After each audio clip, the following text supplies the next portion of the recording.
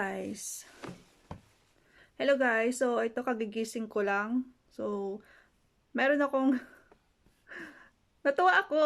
Yung ginawa ko kaninang brownies, 'di ba maano siya, malapot-lapot pa. Ngayon nilagay ko siya sa ref. Ngayon mga ilang oras yung tulog ko. Natulog ako mga alas 3 kasi nantok ako nung kumain ako. And then, nung kinuha ko na siya ngayon lang, charan! Hindi na siya umaalog, matigas na siya. So, in-review ko yung pinanood kong video. So, kailangan pala talaga siyang ilagay sa ref. So, kulang pala yung yung gagawin ko dun sa ginaya ko. So, wala akong kutsilyo na pang pan. Kaya ito na lang gagamitin ko. Yung hawakan ng kutsara. So, hahatiin na natin. Ayan.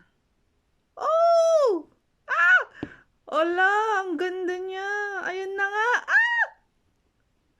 Yes! Hindi pala sablay yung gawa ko, guys.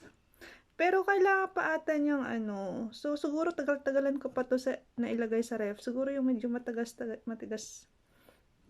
pa. Oh! Ah! Hindi pala sablay. So, di bale, iba man yung mga ginamit kong ingredients, pero feeling ko naman hindi talaga siya totally sablay. So masasabi pa rin naman natin siguro, medyo magkahawig na din dun sa pinapangarap ko sanang brownies. Medyo soft pa siya. Siguro kailangan lang ng kunting-kunti pang pampatigas.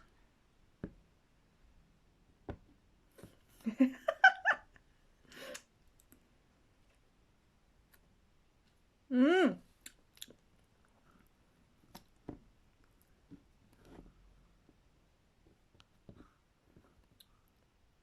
Siguro may mga kulang lang akong nilagay dito, like yung flour.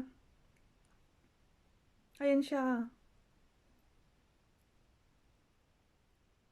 Malambot lang masyado. Siguro kailangan ko pang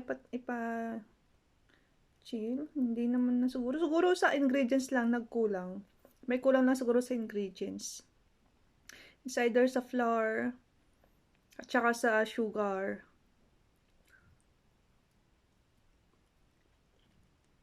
Mm. Mm.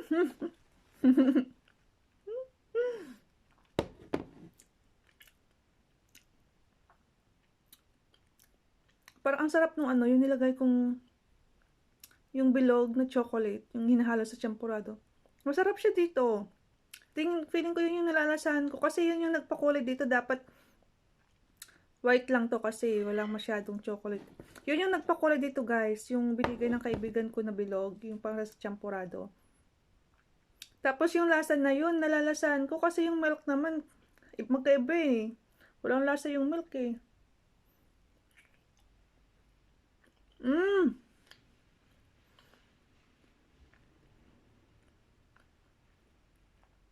Ah, ang sarap. Hindi naman siya as in perfect na brownies. Kasi hindi pa siya totally, yung tumagas.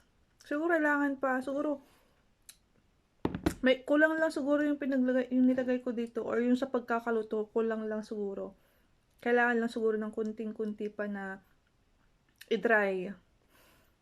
Ang sarap niya.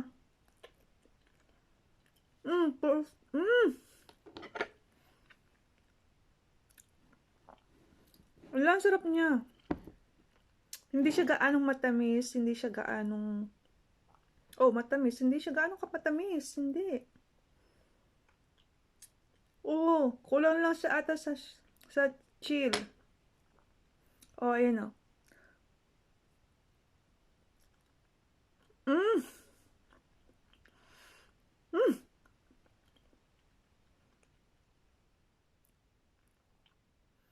Ang sarap.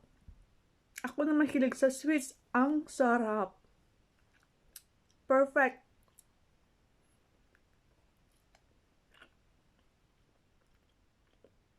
Mm.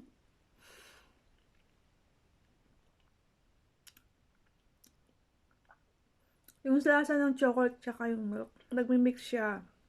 Eh, di ba yung nasa ibabaw ko, milk powder pa yung nilagay ko.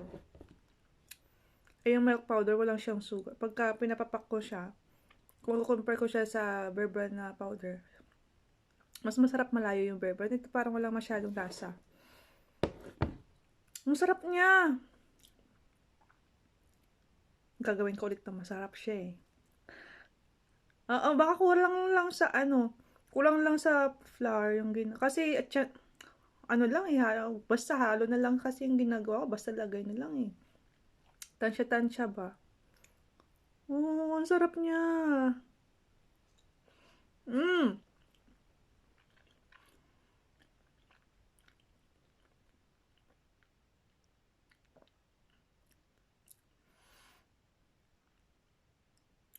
Ay, ang sarap talaga, promise. Mm. Ay, may nagawa naman ako na kakaganda ng aking buhay. Charot. Mm. Perfect! Kung ano natin sa percentage, 9/10 to. 9/10. Kasi yung texture niya hindi ganun kaganda. Malapot pa siya, malambot pa. Pero kung i-compare mo kanina na sumasayaw-sayaw pa siya, nagsishake-shake siya. Ngayon hindi na. I love it. Yes, I really, really love it. Ayan, yun lang. So, tuwan-tuwa lang ako guys. Na-share ko na. Bye! Thank you!